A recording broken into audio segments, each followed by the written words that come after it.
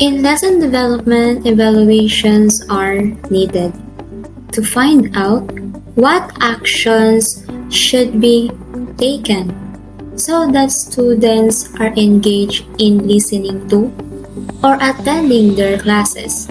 Especially now, there are many changes regarding the class or students' studies since the COVID-19 pandemic.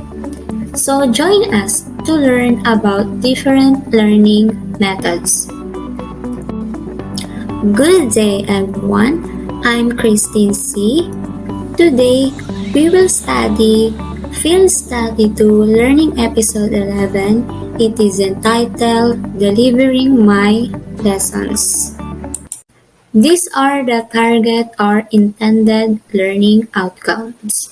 At the end of this learning episode, I must be able to explain the importance of learning plans, execute my lessons or demonstration lessons well, demonstrate the ability to teach two or more lessons or subjects using appropriate teaching competencies and multiple teaching strategies, and last, reflect on the instructional process to improve quality of instruction.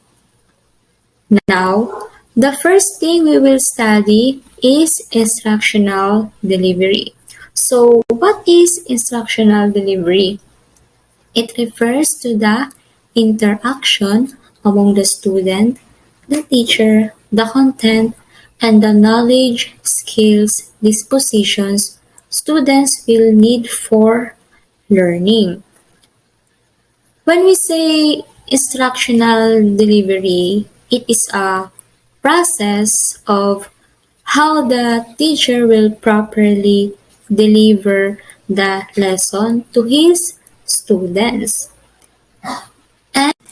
and also be defined as the knowledge of teaching techniques and their application for learning to take place in such a flexible manner that would not distort the original intent of the teacher for being in the classroom. So, in other words, instructional delivery requires a strategy when it comes to teaching so that the students can only focus on listening to their teacher. Next, what is the goal of instructional delivery? So the goal or the purpose of instructional delivery is to properly carry out a sequence of steps in the teacher's teaching in the classroom, not only in teaching but also in socializing or communicating with students, and to ensure that educators have the skills and knowledge necessary to provide students with effective instruction. That's the meaning of instructional delivery and the goal of instructional delivery. Now, we proceed to the learning delivery modalities. First, distance learning. Next, modular learning. Third, online distance learning. Fourth, homeschooling. Fifth, blended learning. Next, traditional face-to-face learning. And the last one is alternative delivery. Distance learning. Distance learning. Distance learning is the education of students who may not always be physically present at the school, or where the learner and the teacher are separated in both time and distance. Traditionally, this usually involve corresponding courses wherein the student corresponded with the school via mail. Distance education is a technology-mediated modality and has evolved with the evolution of technologies such as video conferencing, TV, and internet. For more explanation, the main goal of distance learning is to overcome barriers of place and time. Learners may live in isolated rural areas and no access to education. Other learners may have ready to a college, but that college might not offer the course of study needed by that learner. Studying online is made more interactive with the use of video conferencing software. That improves the ability to acquire and retain knowledge on a given subject. However, distance education's limit social interaction, involves use complex technology, and has a negative perception among some employers. Online distance learning. Online distance learning. It features the teacher facilitating learning and engaging learners' active participation using various technologies accessed through the internet while they are geographically remote from other using instructions. Online learning. It is probably simplest to think of the terms as describing a spectrum of delivery method for teaching. Online learning is where all the course content is provided online through the internet. The content could include recorded lectures, videos, PowerPoint slides, study manuals, recommended reading, and self-assessment exercise. Online learning means it is education that takes place over the internet. It is just one type of distance learning. And also, the online learning is a term to describe an emerging approach to learn the students' own promise through advance. What is the difference between online learning and distance learning? Both online learning and distance learning require similar online learning tools, but their dissimilarity ends. The three major differences between online and distance learning. First, location. Second, interaction. Third, intention. Difference is location between online learning and distance learning. When online learning, sometimes called learning, students can be together in the classroom with an instructor and working through their digital lessons and assessments. Location means in online learning can include the use of online tools and platforms while still being in a regular classroom setting. When using distance learning, students work online at home while the teacher assigns work and checks in digital. Distance learning is remote and does not include any face-to-face interaction between students and teachers. Interaction between online learning and distance learning. When online learning using interaction will involve in-person interaction between you and your students on a regular basis. Interaction means in online learning allows students to share their ideas on various subjects with each other. When distance learning, it includes number in-person interaction between teachers and students. Interaction means in distance learning, students lead distance discussions, typically motivate deeper understanding. Intention in between online learning and distance learning. Online learning is designed to be used in combination with a variety of other in-person teaching methods, while distance learning is a method of delivering instruction solely online, not as a variation in your teaching style. Modular distance learning. So, good morning everyone. My topic for today is modular distance learning. So, what is modular distance learning? This mode of learning is a response to the call for education among students who prefer the traditional way of learning. Teachers hand over the printed modules to the parents or guardians of students once a week. So, modular learning also is a form of distance learning that uses of self-learning modules based on the most essential learning competencies provided by the DepEd.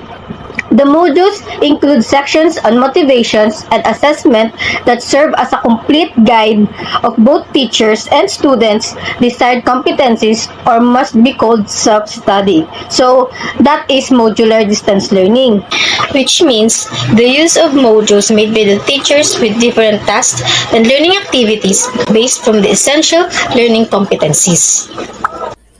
Homeschooling. Is an alternative delivery modes that aims to provide learners with equal access to quality basic education from a home-based environment to be facilitated with qualified parents, guardians, or tutors to have undergone relevant training. Which means basically the student will learn at home. There should be parents, guardians, or tutors that are present in learning environment. They will assess and facilitate the learning. Most importantly, they must be qualified to teach, not basically as professional, but at least they are knowledgeable enough to explain various lessons that presented. Someone who can guide student when they studying. Someone that enough knowledge and skill to demonstrate. Someone who can be a teacher that will facilitate the learning of student. Blended learning. What is blended learning? Blended learning is a learning approach that combines traditional face-to-face learning method with online-based instruction. This pandemic must say that blended learning or hybrid learning will access in the internet world because we can't go to school. A lot of platforms being used of our teacher for us just to learn, like Zoom for class meeting or discussion, Google Classroom we're in. We can see our activities, assignments, also a module that we can use offline, just download the file. So what's the purpose of blended learning? The purpose of blended learning is to let students progress at their own pace. And also, students can refer course concepts and material as needed and can advance when they feel ready. Now you know the purpose of blended learning. We will go to the examples of blended learning or examples of blended learning model. So we have 5 examples of blended learning model. So which is FLEP model, face-to-face model, rotational, flex model, and the last one is enriched virtual model. So when we say FLEP model, this model focus on online learning. Learners consume prescribed content in their own time, either at home or before the class. So that's the FLEP model. So the second one is the face-to-face.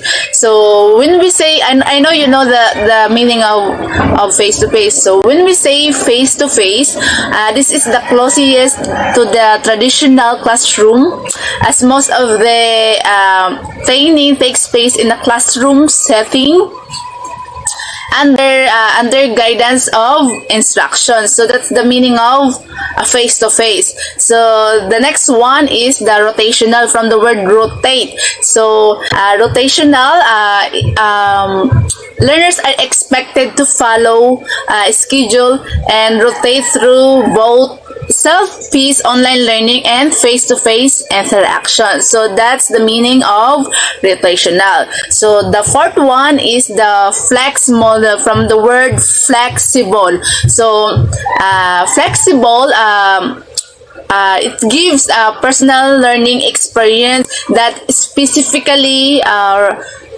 tailored to their needs. So that's the meaning of flex model.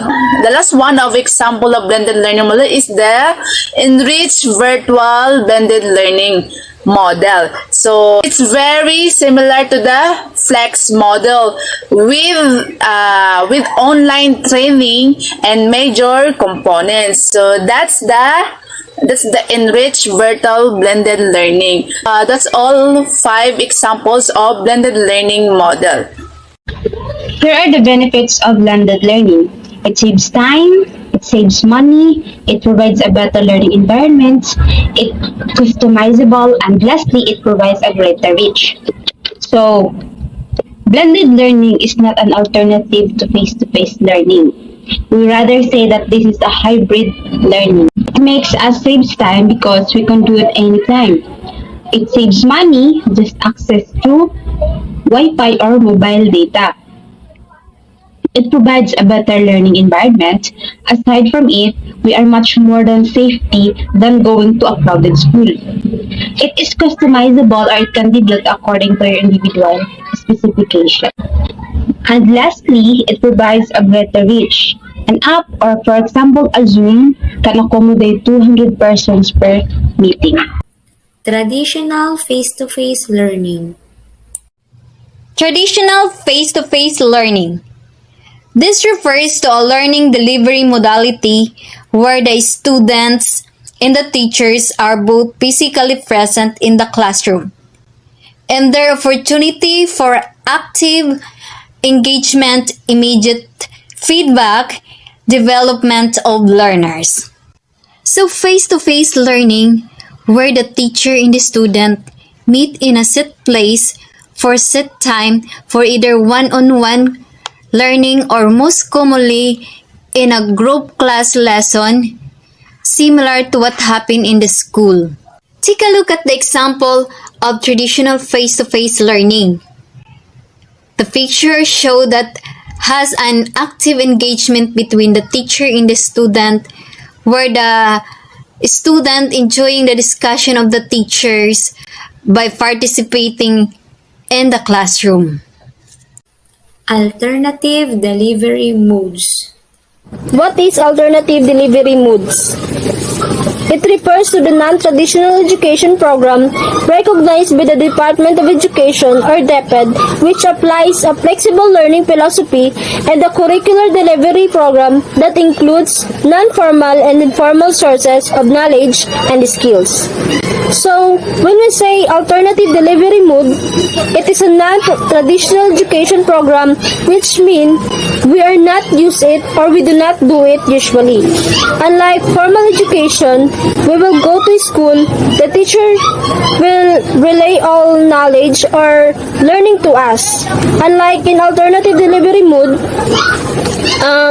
we are the one who hold our schedule or we will want to learn. So it also recognizes the Department of Education that which applies flexible learning philosophy and a curricular delivery program that includes non-formal and informal sources of knowledge and skills. So which means as a learner, you will never learn jump in a room. In school, you can still learn or absorb knowledge from a radio, from TV and the magazines, or even a person you talk. So that is alternative delivery. Here's the example of alternative delivery mode or EDM. First, we have a facilitator, aided interactive, self-instructional print and audio-based learning materials. Second, videotapes. Third, face-to-face structured learning groups, semi-structured and unstructured discussion. Fourth, one-on-one tutorials. Fifth, study groups and self-learning groups. We have heard of the various learning delivery modalities. Now, there are 5 questions that need to be answered regarding what you heard or what we studied. Answer the following questions. 1. What are the 7 learning delivery modalities? 2. What is the difference between modular distance and homeschooling? 3. Why is it necessary to study learning delivery modalities? 4. Is there a significant difference between distance learning and online distance learning? If yes, explain. 5. What did you learn from the discussion about delivering my lessons?